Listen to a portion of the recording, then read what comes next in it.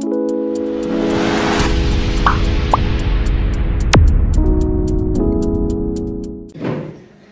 अपने ही लोग आदरणीय सीओ साहब, जैन साहब, सौम्या मैडम, शकीला साहब, टीआई साहब, नीलेश, महिमा, ललित, सीओ जगपत साहब,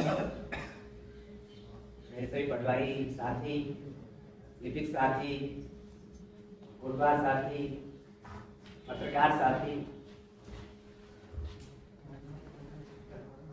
बताने को तो बहुत कुछ है और बताया भी जा सकता है, पर आप लोगों ने बहुत ही बता दिया है।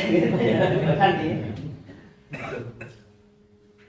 पता नहीं मैं कौन कैसा काम करता है, ये आकलन तो सबसे बेहतर सही करते हैं। शायद मेरी सबसे बड़ी क्रिटिक मेरी धर्म पत्नी है।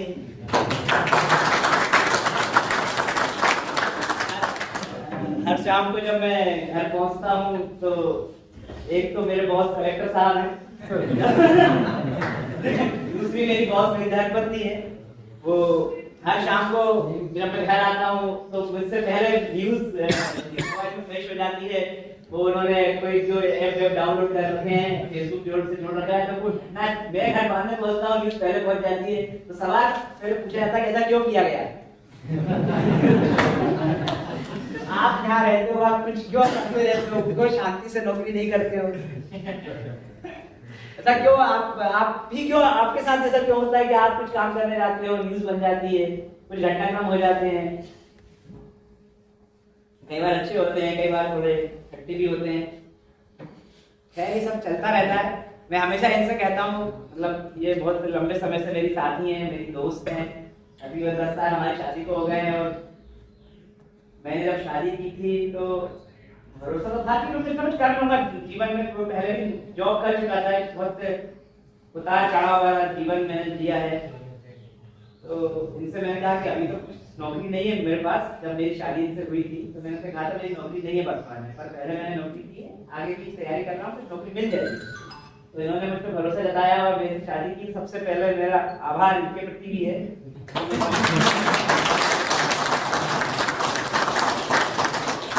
बेरोजगार व्यक्ति पे भरोसा जताया और उन्होंने मेरा साथ दिया। जीवन में मुझे बहुत सारी जगह घूमने का, रहने का, काम करने का मौका दिया और शायद यही कहीं ना कहीं मेरे सिलेक्शन का कारण बना। क्योंकि मुझे ऐसा लगता है कि पीएससी जो आपसे चाहती है वो थोड़ा सा डिफरेंट है, थोड़ा सा अलग है। हम सब तैयारी करते हैं, हम सब एग्जाम देते हैं, काफी लोग एग्जाम देते हैं। मैं छोटे छोटे एग्जाम के लिए बड़े बड़े डिग्री देखता हूँ। एमटेक वाला बंदा, पीएचडी वाले बंदे क्लिनिकल पोस्ट के लिए या किसी पोस्ट के लिए अप्लाई करते हैं। गलत नहीं कह रहा हूँ, पर कई बार सफल होते हैं, कई बार नहीं होते।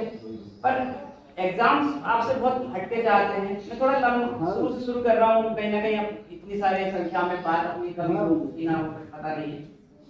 तो एग्जाम आपसे अनुभव चाहते हैं, आपका अप्रोच चाहते हैं। जो वहाँ बैठे रहते हैं वो लोग बहुत जगह से फिल्टर लगकर आए हुए होते हैं, तो आपको वो 10, 15, 20 मिनट में जज कर लेते हैं और आपको या तो सिलेक्ट कर देते हैं या रिजेक्ट कर देते हैं।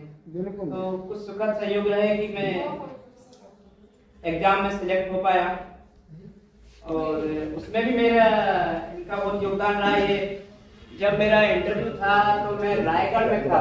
रायगढ़ की इंदौर से दूरी होगी शायद 1200 किलोमीटर का हिस्सा है वर्तमान में। 2000 से पहले एमपी का हिस्सा हुआ करता था। तो रायगढ़ से ये मेरे साथ इंदौर आती थी। एमपीएससी हेड ऑफिस इंदौर में हम सभी जानते हैं। तो वहाँ मुझे आती थी, मेरे को इंटरव्यू में मेरे को सपोर्ट करती थी, मेरे को तैयारी भी कराती थी। तो उन्होंने मेरा बहुत साथ दिया है।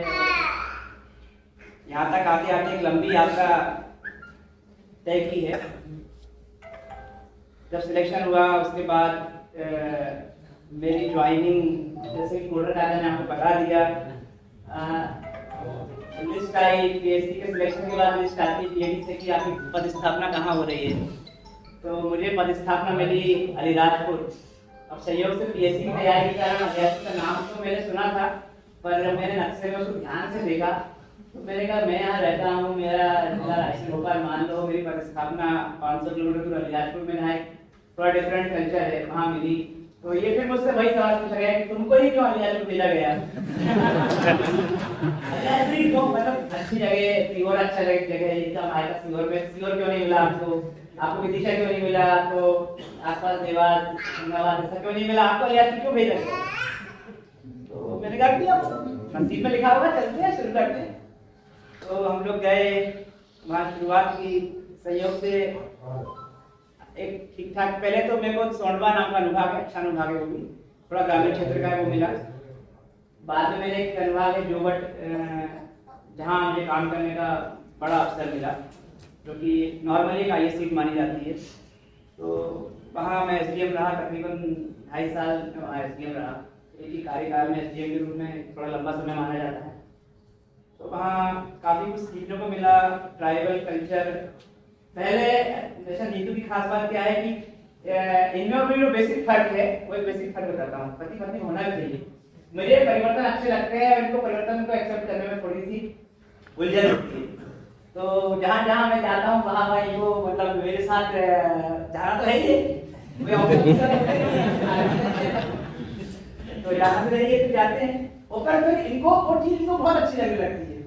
तो इन्होंने जोवट में वहाँ अलियासपुर में बहुत इंजॉय किया। वहाँ एक भगोरिया नाम का पर्व होता है, आने वाला है, होली आने वाली है, वहाँ होता है। और हम सब लोगों ने मतलब मेरे जीवन के, जैसे नीलेश बता रहे थे कि मेरी पहली पोस्टिंग है, तो वो पहली पोस्टिंग जो होती है वो पहला प्यार होता है।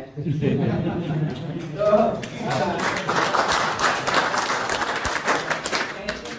अलियासपुर में जोवट मतलब SDM ग्रुप में आपको काम करने का एक्सपोजर मिलता है। लोग आपको जानते हैं, पहचानते हैं, समझते हैं क्या क्या हो, क्या काम कर सकते हो, क्या आपकी क्षमताएं हैं, क्या परिवर्तन ला सकते हो। वो मौका मिला। आपको जल्दी में बताइए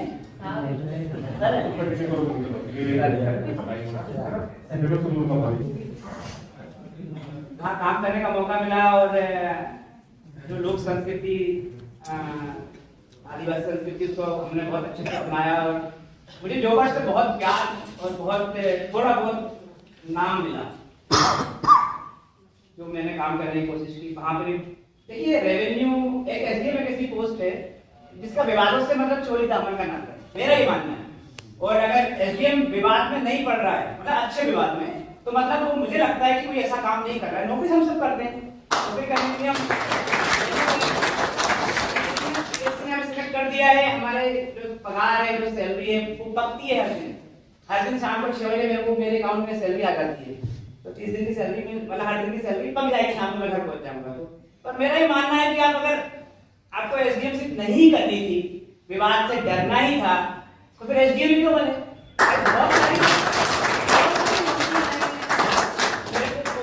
पोलैंड से एक बार आप आया था इस जॉब से पहले, जब मैं तैयारी कर रहा था। मैं उससे पहले रिसर्च में था, फार्मास्यूटिकल रिसर्च में काम करता था। मैं MSc किया हूँ बायोकेमिस्ट्री से, तो वहाँ काम करता था। पोलैंड से आता है मेरे को, कीव एक जगह है, शहर का नाम है, वहाँ जाना था मेरे को। वहाँ गए, जाने का कुछ हो गया था, वीजा की बात चलने लगी। हम बनवा रहे हैं, मम्मी ने मना कर दिया फाइनली नहीं जाना है, यहीं रहो, कुछ करो। तो फिर मैंने सोचा क्या टीचर बन जाऊँ। तो बोले कि मैं किसी जॉब को गलत नहीं बना रहा, मैं मेरा उद्देश्य ये नहीं कोई जॉब गलत है, आप टीचर का गलत है, हर एक काम करने का। तो वो टीचर बन जाऊँ। तो फिर मम्मी का कोई अच्छा काम करो जिससे कुछ तुम जो कर सकते हो वो लोगों को दिखे। तो मैंने कहा ठीक है, तैयारी करते हैं। तो फिर संयोग से तैयारी हुई और सिलेक्शन हो गया। आप में से इसलिए बता रहा हूँ, यहाँ पे सब तैयारी करते भले बताओ है ना। तो अक्सर क्या मंच नहीं मिल पाता बताने का। तो तैयारी की, उसके बाद यहाँ आ गए, अलियासपुर में काम करने का मौका मिला। वहाँ पर एक कई ऐसे मौके आए। एक ट्रेंचिंग ग्राउंड, बड़ा कठिन विषय है। ट्रेंचिंग ग्राउंड कोई जमीन नहीं देना चाहता। अक्सर हम देखते हैं हमारे शहरों में बहुत सारे, अभी सुहागपुर में भी समस्या से मैं 2-4 होना शुरू हुआ हूँ। तो वहाँ गया, तो ट्रेंचिंग ग्राउंड के लिए अक्सर वहाँ के लोग हैं, लोकल लोग हैं, वो सहमत नहीं होते हैं। और जो शासकीय भूमि पे अतिक्रमण होता है, वो कई वर्षों से जोत रहे हो रहे होते हैं, तो वो छोड़ना नहीं चाहते हैं। सामान्य चीजें हमारे रेवेन्यू के लिए हम सब समझते हैं। तो वो उस विवाद का मैं इसलिए जिक्र कर रहा हूँ कि वो एक ऐसा काम था कि वो जमीन तकरीबन 1.5 हेक्टेयर करीब जमीन होगी। और मैं और SDO के साथ वहाँ मेरी डीलिंग थी उनसे। तो वो नगर पालिका ऐसी सब कुछ है, बस स्थान चेंज होता है, परिस्थितियाँ वैसी होती हैं। तो वो काम शुरू कराया मैंने। वो गड्ढे खोदते थे नगर पालिका वाले, और रात में आके वो वहाँ के लोग भर जाते थे। हम पिलर बनाते थे, पिलर रात में आके उखाड़ जाते थे, दीवार बनाते थे, वो दीवार को तोड़ जाते थे।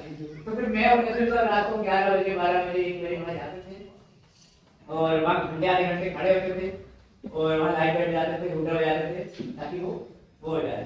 और कई बार तो मतलब ऐसा हुआ कि उससे पहले मैं काम शुरू करा रहा था तो उन्होंने तहसील घेर ली पूरी, और बोले कि नहीं, वो क्या हुआ कि मैं उसके पीछे वहाँ का लोकल जो सरपंच था उसका इन्वॉल्वमेंट था, तो वो आया और उन्होंने गांव वालों को भड़का दिया, और गांव वालों मेरे को ठीक नहीं लगा, तो मैंने सरपंच को एसपी के साथ बोल के बुलवा दिया। अब वो एसपी के साथ मैंने उसको भिजवा तो दिया, पर वो कुछ पीछे पीछे पूरा गांव आ गया और तहसील घेर ली, और रात को 8-9 बज रहे थे, और सब एक बड़ा हंगामा जो होता है वो हो गया। तो उसके बाद पर कोइंसिडेंटली मतलब वो एक्चुअल में लड़ाई वो टू डाल तो मैं पात थी, तो एक के कारण हमें वो जमीन को वापस पाई, परेशान नगर वाले को दिलाया और काम किया, और हमें मतलब वहां से मुझे मतलब कुछ सीखने को मिला कि मतलब अल्टीमेटली जो एसडीएम का रोल है वो कितना में मैंने वहाँ पे भी कोरोना में भी काम किया। कोरोना की शुरुआत जब मार्च 20 में हो रही थी तो मैं वहाँ एसडीएम था। उसके बाद फिर अप्रैल में मेरे को जीएडी से ऑर्डर हुआ इंदौर जाने के लिए, तो अप्रैल मई जून तक मैंने इंदौर में काम किया एज एसडीएम। मनीष सिंह साहब जो कि बहुत अच्छे अधिकारी माने जाते हैं मध्य प्रदेश में, उनके अंडर में काम करने का मौका मिला, तो वहाँ भी काम किया। और वापस फिर 2020 में ही मैं यहाँ होशंगाबाद आया, और यहाँ मेरे सिडनी वाला पदस्थापना मिली। तो मेरे मन फिर एक परिवर्तन था, तो फिर इनका सवाल कि तुम्हारा ट्रांसफर क्यों हुआ। और ट्रांसफर की दूरी भी काफी लंबी, अलियासपुर एक अलग क्षेत्र है, अलग अंदाज तो है ही, संस्कृति काफी अलग है, रहन सहन काफी अलग है। तो फिर और एक्चुअल में क्या होता है कि हम जो चीजें लोगों को पता नहीं चलती, वो बहुत सारी चीजें बैक एंड पे बैकड्रॉप पे होती रहती हैं। अब कोई ट्रांसफर होता है तो पूरा परिवार उससे डिस्टर्ब होता है, अपन अकेले तो होते नहीं हैं, बच्चे हैं, उनके स्कूल्स हैं, और इस लेवल पे आके ट्रांसफर हो कोई टाइम टेबल नहीं होता, कभी भी ट्रांसफर हो जाता है। तो सिडनी वालों में काम करने का मौका मिला। शुरुआत में मुझे लगा कि मतलब काफी अच्छा शहर है, बहुत नर्मदा जी के किनारे बसा हुआ है। मैं नर्मदा जी को जानता था पर पहचानता नहीं था कि नर्मदा जी का को नजदीक से देखने का संयोग से मौका नहीं मिला था मेरा, मतलब मैं इतना खुशकिस्मत नहीं था पहले जितना अब हुआ। तो नर्मदा जी का महत्व मैंने समझा कि ना सिर्फ सांस्कृतिक, ना सिर्फ सामाजिक, बल्कि बहुत सारा आर्थिक और जलवायुगत प्रभाव होशंगाबाद जिले पर है नर्मदा जी का। तो मैं बहुत खुशकिस्मत था कि मुझे यहाँ काम करने का मौका मिला।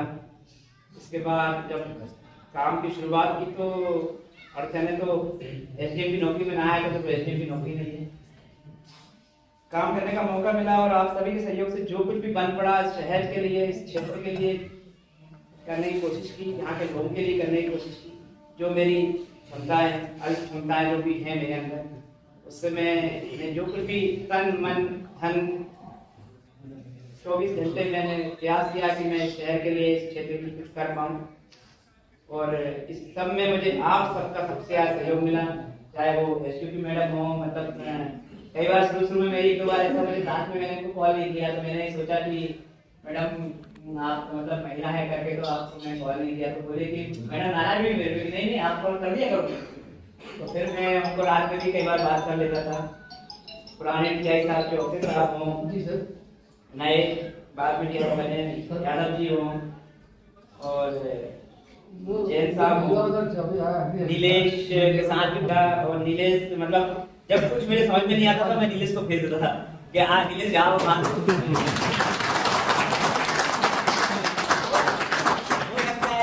नीलेश महिमा, जैन साहब, टीआई साहब को भी, मतलब मैं तहसीलदार और टीआई बहुत फर्क नहीं समझता।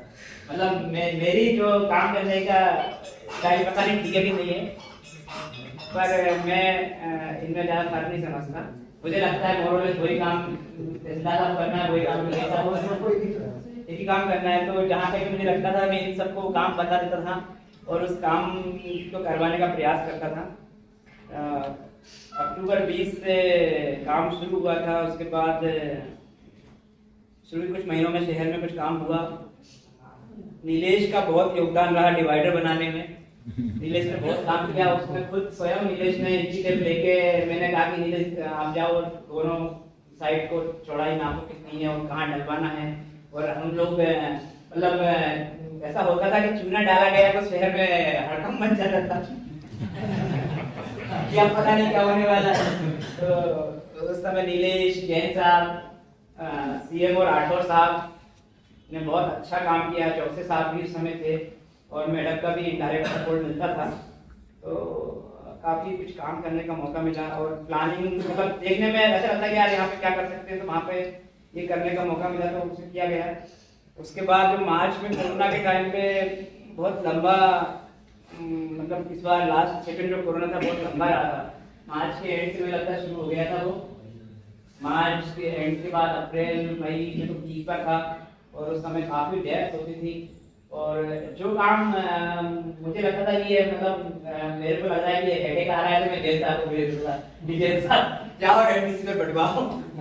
तो जेल साहब ने बहुत अच्छे से बिना किसी विवाद के मतलब हमारे यहाँ जो कि रेमडेसिविर उस समय मतलब मुझे लग रहा था कि वो अमृत जैसी स्थिति थी उसकी, तो कि मतलब किसको मिले किसको ना मिले, अनार एक अनार सो बीमार, पता नहीं कितने फोन आते थे। हमारे कलेक्टर साहब के फोन भी आया करते थे। तो उस समय कलेक्टर साहब भदौरिया जी थे जिनसे हम सब भली भाली परिचित हैं। तो उनके फोन आया करते थे। तो वो समहाउ रात में मुझे रेमडी से मिला तो मेरा हमेशा एक रिसर्च इतना कहना था कि कोई भी नीडी आदमी जो गरीब हो वो वंचित ना रहे, उसको मिल जाए, ताकि उसके अलावा कोई ऐसा है जो अपने को कहीं रेफरेंस पे आ रहा है मिलने का अलग बात है, पर जो नीडी है उसको पहले मिल जाए, जिसको ज़्यादा जरूरत है उसको मिल जाए। पर उन्होंने बहुत अच्छे से जिम्मेदारियों का निर्वहन किया, बहुत अच्छे से कोरोना में मेरे साथ काम किया। उसके बाद नगर पालिका की टीम ने कोरोना में बहुत अच्छे से काम किया। वो एक दुर्भाग्यपूर्ण घटना जो देवड़ा और साथ हुई थी तो वो उसमें हुआ, पर देवड़ा ने कोरोना के टाइम पर बहुत अच्छा काम किया, पूरी नगर पालिका को संभाला। उस समय जो भी चौराहे पे ड्यूटी लगती थी, आप सब लोगों की ड्यूटी भी लगती थी उसमें, ये याद है तो आप सब लोगों ने बहुत अच्छी ड्यूटी की। लोग अक्सर पटवारी वहाँ दिखते थे, वहाँ पे चेकिंग करते हुए जो ड्यूटी अपने लगाई गई थी चौराहे पर, तो काफ़ी अच्छा काम हुआ। और उसके बाद मूंग खरीदी जो एक सिंधी माल वाली मेरे को बताया गया था कि यहाँ पे रेल भी एक बार रोक ली गई थी और रेल रोकने से फिर वो गृह मंत्रालय, रेल मंत्रालय से मैसेज आते हैं कलेक्टर साहब के पास। तो उसमें एक थोड़ा सा कठिन चुनौती के रूप में था, पर हमारे विभाग के लोगों ने बहुत अच्छा काम किया और सभी विभागों से कोऑर्डिनेट किया। आज पटवारी साहब, मुख्यालय पटवारी दिख नहीं रहे मेरे को, उनने बहुत अच्छा काम किया। अपने आपके पटवारी संघ के अध्यक्ष के गांव में भी मैं गया था, तभी मुझे मालूम पड़ा गाँव वो है, वहाँ एक घटनाक्रम हो गया था, तो उसमें वहाँ भी अच्छा काम हुआ। अल्टीमेटली देखिए क्या होता है, मैं आप शुरू से कह रहा हूँ शासकीय सेवा हो, चुनौती अगर आप डील नहीं कर रहे तो आपने शासकीय सेवा नहीं कर रहे। तो क्या होता है कि आप जो काम कर रहे हो वो बाहर के लोग नहीं समझ पाते, तो नहीं मालूम पड़ता कि हम चीज़ों कैसे मैनेज करते हैं। हम इतना मतलब दुष्कर काम है, उसको खुद को भी बचाना है, सिस्टम को भी बचाना है और उसके बाद चीज़ों को क्रियान्वित भी करना है, ना ही अपने ऊपर कोई आरोप करने देना है और जो जिसकी परिणति जो है उसको उस परिणति तक पहुंचाना है, अच्छे को अच्छी परिणति तक, बुरे को बुरी परिणति तक। ये हमारा काम होता है। जो कि एक्चुअल में क्या होता है, जो एसडीएम और रेवेन्यू इस चीज से डील करता है उसको हम एक तरह से बोल सकते हैं व्हाइट कॉलर क्राइम। एक्चुअल में व्हाइट कॉलर क्राइम जो होता है उसको डील करना बहुत कठिन होता है। कठिन इसलिए होता है कि जो लोग सिविल ड्रेस में हैं, जो आपके साथ कई बार खड़े होते हैं, कई बार कुछ फंक्शन में मिल जाएंगे, वो उन्हीं लोगों में से कुछ लोग ऐसे होते हैं जो कुछ ऐसा काम करते हैं जो समाज के लिए ठीक नहीं है, और उन लोगों पर कंट्रोल करना, उन लोगों पर कार्रवाई कराना अपने आप में दुष्कर काम है। क्योंकि जो आइडेंटिफाइड क्रिमिनल है, जो इसने क्राइम कर दिया, उसको इंटरवेट करना, उस पर एक्शन लेना तो कुछ हद तक एक बार के लिए थोड़ा आसान हो जाता है, पर व्हाइट कॉलर पे काम करना थोड़ा मुश्किल है। इसीलिए शायद रेवेन्यू माना गया है। अदरवाइज तो हमें तो मतलब कोई बहुत विशेष चीज नहीं करते, पर ये हमारे सबसे बड़ा काम है जहाँ हमको डील करना पड़ता है। और जो चीजें जब हमको लगता है कि आप, मैं जब बाहर नौकरी में नहीं आया था तो मुझे लगता है कि मूंग खरीदने में, गेहूं खरीदने में, चावल खरीदने में पटवारी क्या रोल है, तहसीलदार क्या रोल है। मैं अक्सर पढ़ता था मंडी में तहसीलदार पहुंचे, मैं सोचता था मंडी में तहसीलदार भी पहुंचेंगे, मंडी से भी जाता है,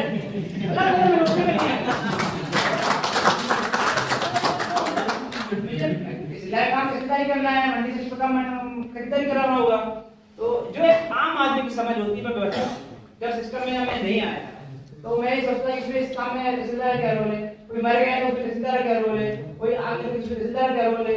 मतलब उसके बाद मुझे चीजें समझ में आना शुरू हुई और मतलब मुझे पता चला कि अब कई बार ऐसा होता मैं सोचता कि अरे वो पुलिस वाले मतलब वहाँ पहुंच गए जहाँ पे वो रेडी कर रहे आती पुलिस को पहुंचने हुई है, बाबा तहसीलदार नहीं पहुंचे, तहसीलदार क्या काम है, पुलिस का काम है पॉइंट लग गए और पुलिस ने अपना ड्यूटी कराई, यह हो गया। पर ये चीजें समझ सिस्टम में आते तो हमें उसकी महत्ता पता चलती है, हमारे काम का इम्पोर्टेंस हमें पता चलता है। और मैं मुझे नहीं मालूम कि मैं मेरे बारे में महिमा कैसा फील करती है।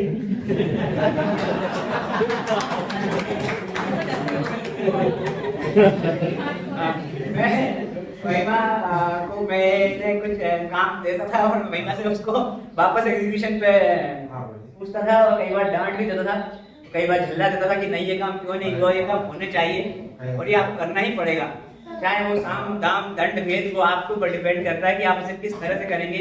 मुझे आप कब ऑर्डर निकाल रही हो, कब पास कर रही हो, मेरे को ये अतिक्रमण हटाना है मतलब हटाना है, वो मेरा आउटलुक नहीं है। वो एक से गए एक साथ टकरा जाते हैं। पर महिमा ने काम किया, निसंदेह महिमा बहुत अच्छी वर्कर है, बहुत ईमानदार है और नियमों को पढ़ के करने वाली हैं, जो कि एक रेवेन्यू की सर्विस में आज के दौर में बहुत जरूरी है। कई बार मैं उसको ओवरलुक कर देता हूँ, पर उसको नहीं किया जाना चाहिए क्योंकि जो समय चल रहा है वो कहीं ना कहीं मतलब ऐसा है कि हमको चीज़ों को अक्षरशः पालन करना पड़ता है, वरना विवाद कई बार बड़े हो जाते हैं। पर महिमा उन सब चीज़ों को डील किया और महिमा ने बहुत, मैं ये कहना चाहूँगी कि अभी भी बचा हुआ है धर्मकुंडी और चौथा का अतिक्रमण।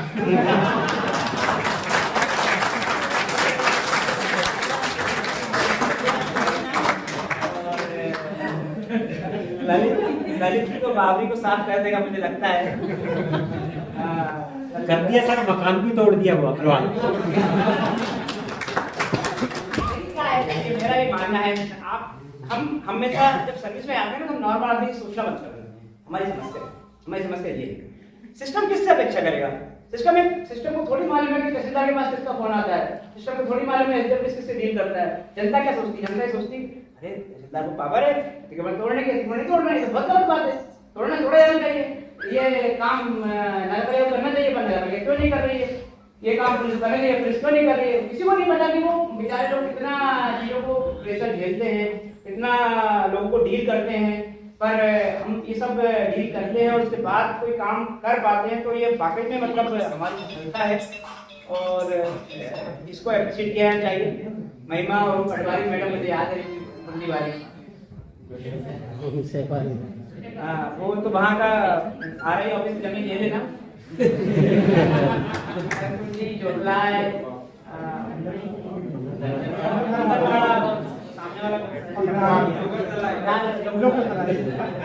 जमीन ले लेना और बढ़िया RI ऑफिस बनाना, क्योंकि देखो असली लड़ाई जमीन की है, याद रखना। और जब तक जमीन रहता है हमारा विवाद रहेगा। क्या देखो पाकिस्तान के रूप में क्या गया, हमने पाकिस्तान के रूप में क्या खोया? कोई ना, हमने बांग्लादेश के रूप में क्या खोया? जमीन।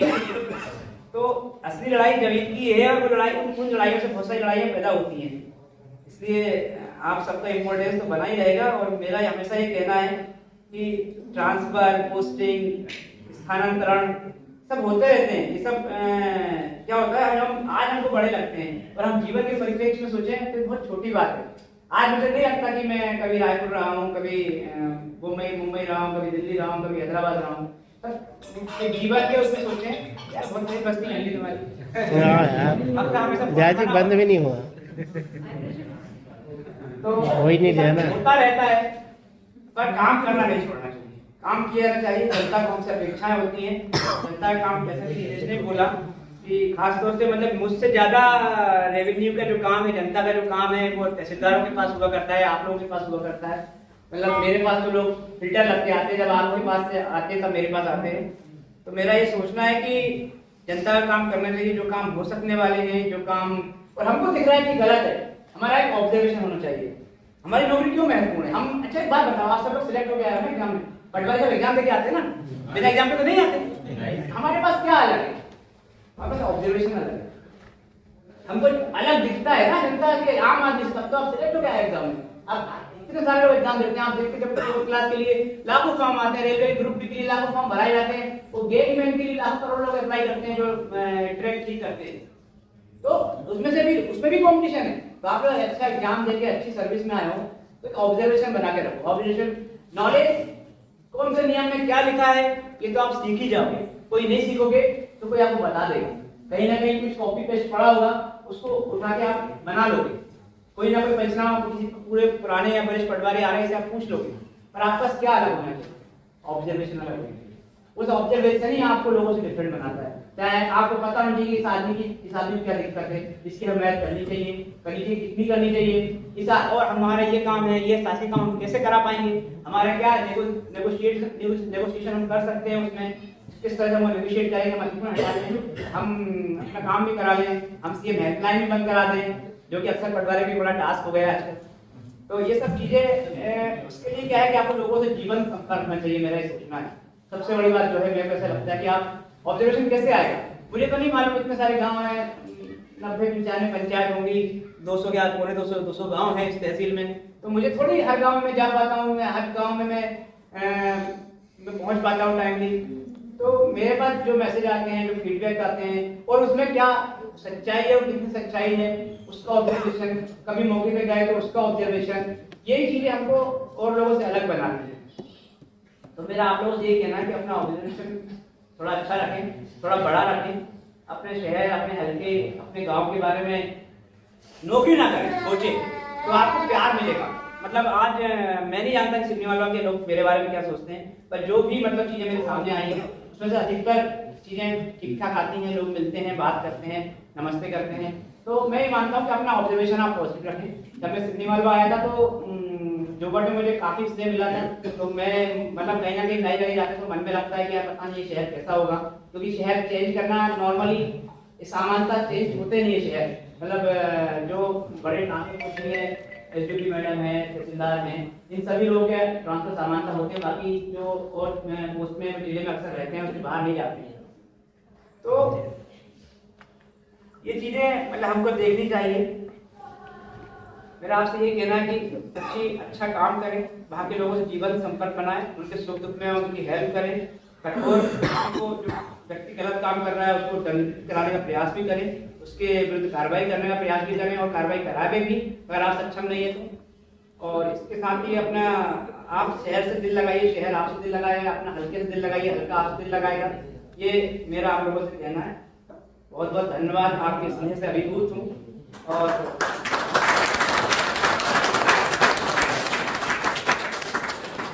ट्रांसफर पोस्टिंग होते रहते हैं, पर शहर से जुड़ाव हो गया, शहर के लोगों से जुड़ाव हो गया, तो कभी ना कभी आना जाना होगा, मिलते रहेंगे, मुलाकात होती रहेगी। धन्यवाद बहुत।